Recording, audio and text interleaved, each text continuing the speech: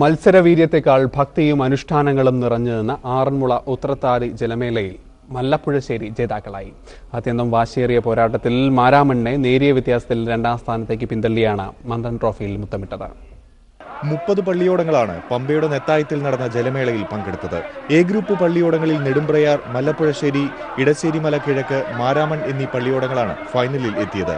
ഇഞ്ചോടിഞ്ചു വാശിയേറിയ പോരാട്ടത്തിൽ മറ്റു പള്ളിയോടങ്ങളെ നേരിയ വ്യത്യാസത്തിൽ പിന്തള്ളിയാണ് നിലവിലെ ചാമ്പ്യന്മാർ കൂടിയായ മല്ലപ്പുഴശ്ശേരി വിജയ കിരീടമണിഞ്ഞത്.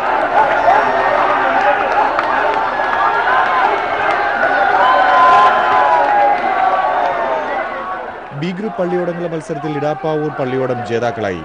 മത്സരവള്ളം കളിക്ക് മുന്നോടിയായി പമ്പയുടെ ഓളപ്പരപ്പിൽ പുളകം തീർത്ത ജലഘോഷയാത്ര നടന്നു. ചരിത്രവും പുരാണവും ഐതിഹ്യവും ഇഴചേർന്ന മുഹൂർത്തത്തിൽ ആറന്മുള ഭഗവാന്റെ പൊന്നുകെട്ടിയ പള്ളിയോടങ്ങളെല്ലാം സത്രക്കടവിൽ അണിനിരന്നു. ജലഘോഷയാത്രയ്ക്ക് ശേഷം നാവികസേനയുടെ വ്യോമാഭ്യാസം ജലമേളയ്ക്ക് മാറ്റുകൂട്ടി.